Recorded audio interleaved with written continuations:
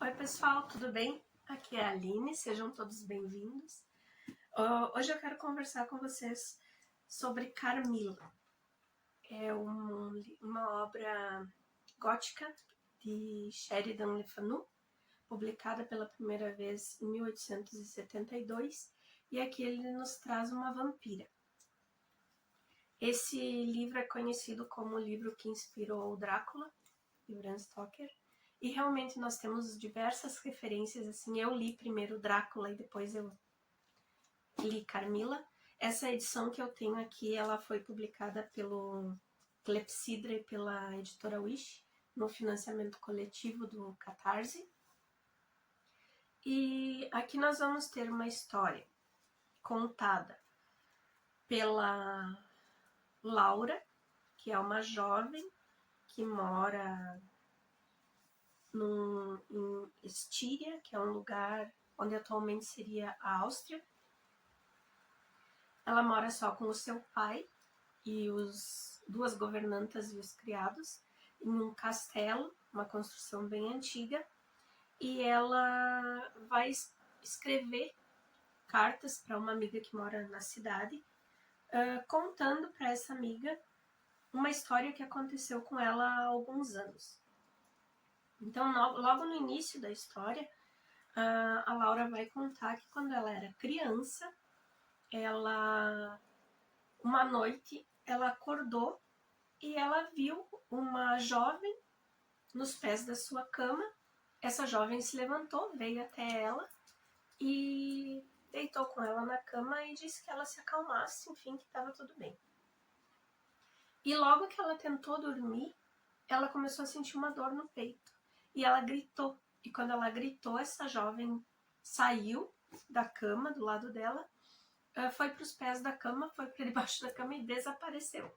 Coisa bem tensa, assim, bem normal. E logo entraram as governantas para conversar com ela, tentar acalmá-la e tal. E passou e nunca mais ela tinha passado por isso. Desde então, claro, duas governantas ou uma outra dama de companhia ficava com ela, não deixaram mais ela sozinha de noite. Na carta, depois que ela conta isso, ela passa a contar uma outra história que se seguiu já quando ela era adolescente, ela já tinha 16 anos. Ela estava para receber a visita de uma amiga que era afilhada de um general que morava num castelo ali próximo. E essa menina acabou não podendo vir e o general mandou uma carta para o pai dela explicando que tinha acontecido uma coisa terrível e em poucos dias a menina havia falecido. Enquanto a Laura ainda está no choque de receber essa notícia, assim, ela vai com o pai dela para casa, onde eles presenciam o acidente de uma carruagem. Nessa carruagem tinha uma senhora muito bonita, muito elegante, e a sua filha, uma jovem, pouco mais velha que a Laura, aparentemente uns 18 anos de idade, e essa jovem estava muito doente. A senhora diz que precisa chegar num outro lugar, ela está numa viagem e ela precisa muito. E para esse lugar ela não pode deixar de ir, enfim, e pede que a família cuide da filha.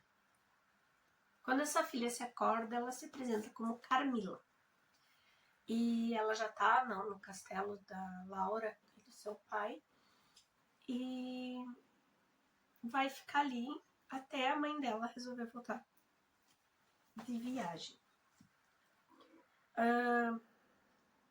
A história vai se passando, mas quando as duas moças se veem, assim, a Carmila acordada, elas percebem que elas já se conhecem. E a Carmila toma a frente e diz que se lembra de ter encontrado a Laura exatamente como a Laura é, mas há muito tempo atrás, tipo num sonho. E daí a Laura diz que para ela aconteceu a mesma coisa, só que ela era criança e a outra pessoa no sonho era a Carmila. Só que começam a acontecer coisas muito estranhas nesse meio tempo, né? Meninas da vila começam a morrer, a definhar, e o pai da Laura é avisado, mas ninguém tá notando, ninguém suspeita, na verdade. Aqui nós vamos ter uma vampira que se transforma em um vulto e que se transforma em um gato, o que é bem diferente, né? Do que a gente tem na imaginação, assim, já desse vampiro como cultura popular. E é como o gato que ela entra no quarto da Laura e que ela vai começar a sugar sangue da Laura. Aqui, pela primeira vez, a gente vai ter essa questão da transformação em um outro ser. Em outros livros, como O Vampiro, que eu já falei para vocês, do Polidori, e A Morta Apaixonada, do Gautier, a gente vai ter os vampiros, mas mais como o do Polidori, mais como um homem sedutor, né?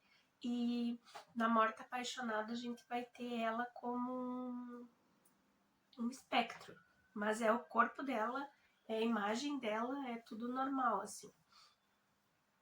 E aqui a gente tem essas transformações. Aqui também vai nos trazer a questão do vampiro ter que ficar preso só naquele... ele ter fraquezas, né? Como aqui, por exemplo, é ele ficar preso, que na apresentação ele só pode se apresentar com nomes que tenham todas essas letras. Aí, conforme a história vai passando, a gente vai descobrir que ela era uma baronesa, ela era muito rica e ela teria falecido muito nova e ninguém sabe aonde está o túmulo dela. Então, outra questão que vai entrar aqui nessa história é a busca pelo túmulo para tentar salvar a Laura. Eles vão pedir ajuda, o pai dela, no caso, vai pedir ajuda para uma outra pessoa que já conhece a história dessa família, que a família da Carmila era a nobreza de uma vila próxima ao castelo onde a Laura mora, e que foi meio que amaldiçoada, assim. Era uma família que era considerada muito ruim e onde todos faleceram, inclusive a Carmila, que na época era Milarca, eu acho que é, e depois ela se apresenta como Micarla também. E ao descobrir onde o túmulo dela tá, eles vão conseguir chegar até o corpo para acabar com essa maldição e salvar a vida da Laura. Então é aqui que nós vamos ter pela primeira vez a questão da estaca no coração, a questão da decapitação. Aqui já pela segunda vez nós vamos encontrar o corpo intacto no túmulo e com vestígios de sangue no rosto.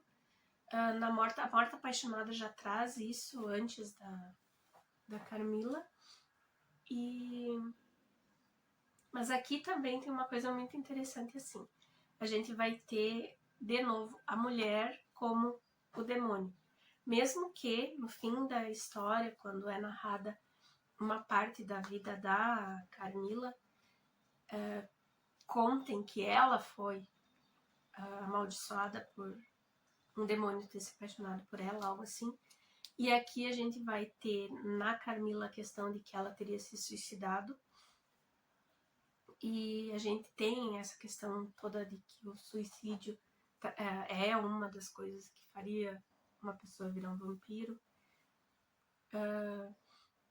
E a gente vai ter a mulher demonizada e a jovem virgem pura sendo salva pelos homens, novamente, que são representados pelo pai da Laura e pelo general,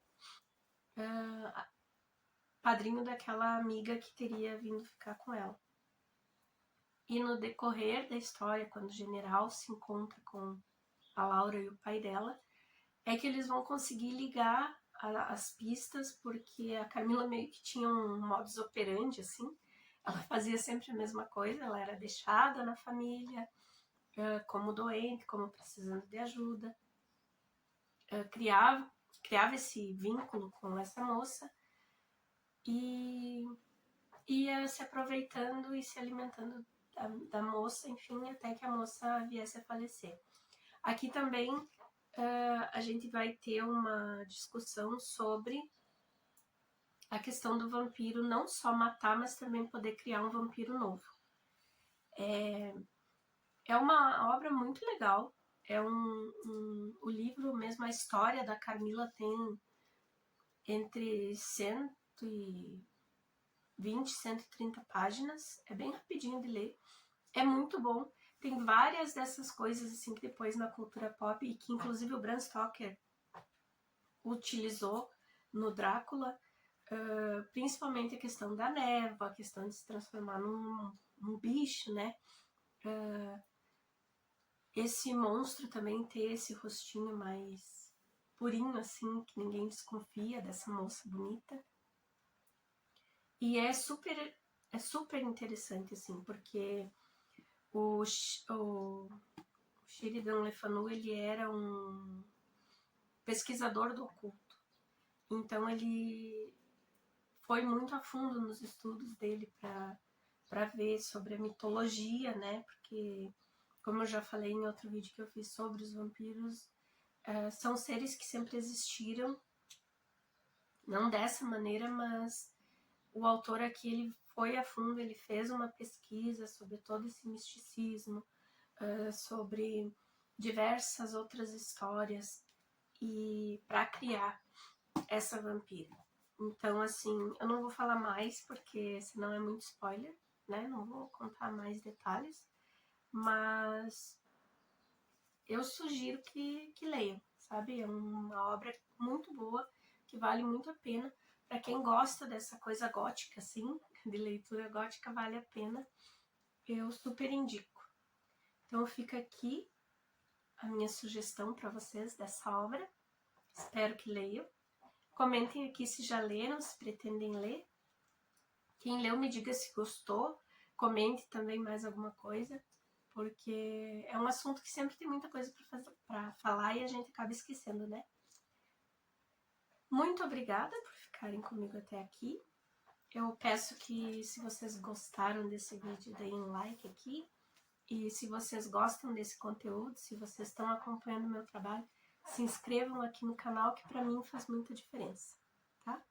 Muito obrigada, beijos e até a próxima!